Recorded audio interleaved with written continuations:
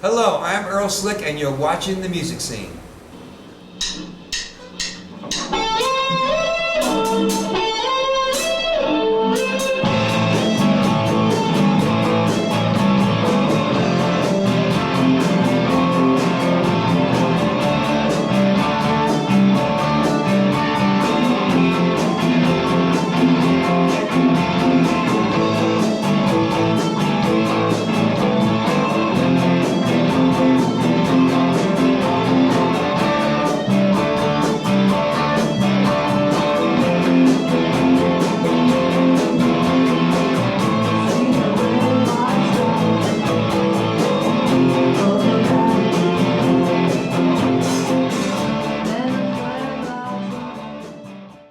Hello, I'm Darren Frommel, and this is The Music Scene. I'm honored and privileged to be sitting here today talking with a true guitar and rock legend, Earl Slick. Earl, thank you so much for joining me here on The Music Scene. Thank you, sir.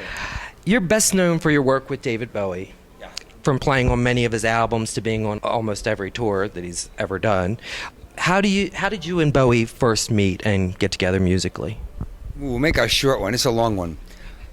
The capsulized version is, I had a dear friend of mine named Michael Kamen, who I played in a band with early on. He had a rock band that mixed, he was a Juilliard graduate, so he was classically trained rock musician. And he had written some music for the Joffrey Ballet.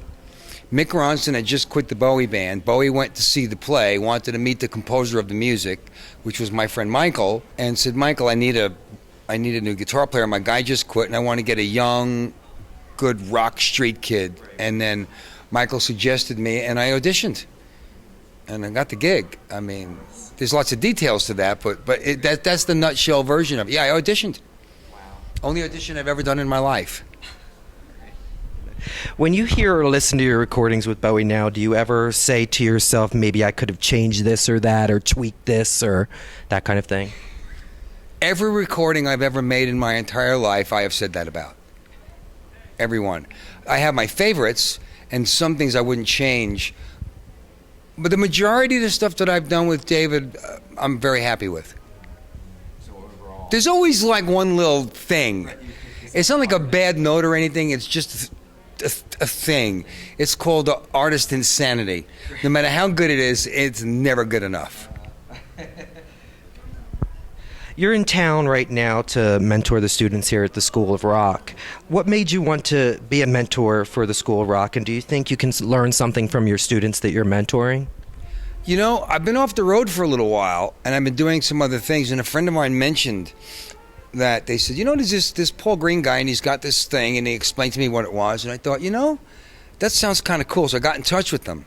And a guy named Mike Long, who is in Philadelphia in the original school, we had a chat, and I went down and did one of these for him, and I had a ball.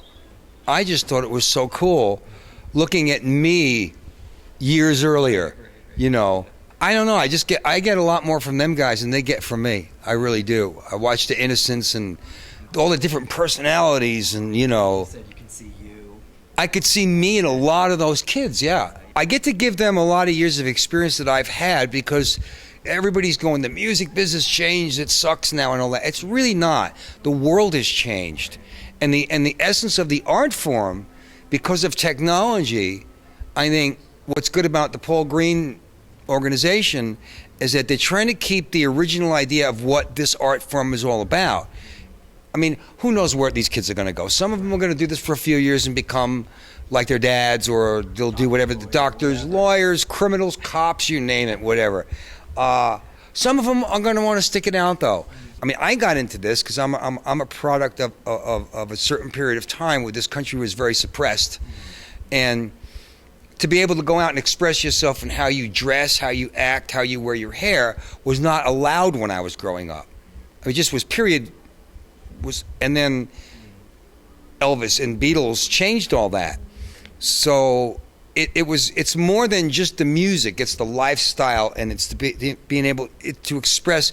We all have a certain amount of artistic personality in us, some more than others, and it allows those ones that may not. You know, some of these guys just ain't going to fit in later, and if they can do something with some kind of gift that they have, like artistically or musically, and not have to push themselves into the new middle America, and they can actually make a living doing it, hopefully we'll be able to produce X amount of those kids out of this program. You seem to have worked with a lot of Brits over the years and everything. Do you feel like, Robert Smith from The Cure and Joe Elliott of Def Leppard, do you feel a musical kinship with the British musicians? I'm a Brit magnet. Let me see. David Bowie, John Lennon, Ringo Starr, Eric Clapton, George Harrison, John Waite. Oh, just to name a few.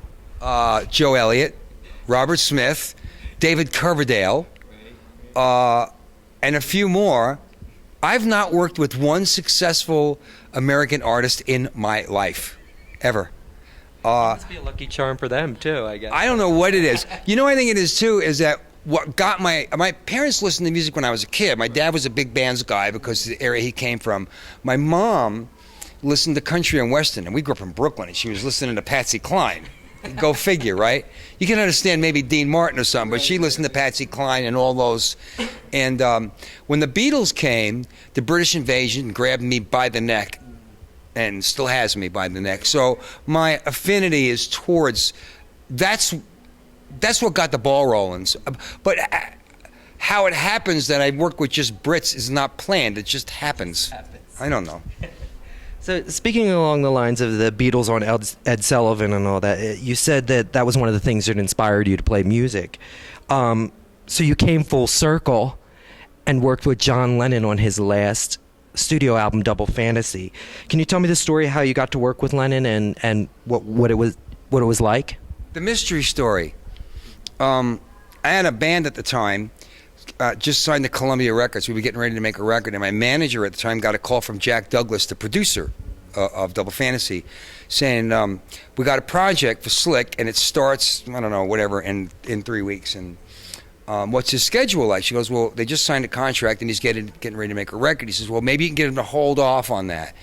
And he wouldn't tell her who it was. And she was tough. She could be an interrogator, this woman. She was a Brit, too, Trudy Green. She was also another Brit. And I forgot about that. Anyway, a couple days go by, and I start putting it together. Because if Jack was doing it, it had to be somebody big. If they didn't want it coming out in the press, it had to be somebody that hadn't done anything in a while. So I just started doing the math. And I came up with a Beatle. And I thought, well, McCartney's been making records. The other two have been making records. John hasn't. So I said to her, call up Jack Douglas, and when he answers the phone, just say John Lennon and just wait to see what happens. That's how I found out.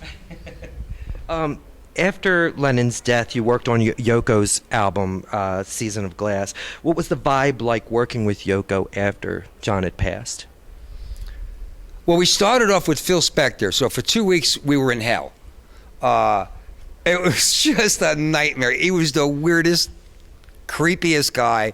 So she was picking it up that we were just not happy. So I get in the elevator one morning and we're going, very sarcastic, so what time's Phil getting here today? She goes, oh, he won't be coming back anymore. I didn't say another word. I didn't ask another question, and that was the end of Phil. So the rest of the record was pretty much done as a band effort with Yoko at the helm. The vibe was really good because it was the same crew from Double Fantasy. It was all of us were there, so she had us. That good memory was there, but there would be certain days where you could feel the sadness and stuff. Matter of fact, the assassination attempt on Reagan happened during that album. Yeah, we just got a phone call the next morning, said you guys are off for a couple days.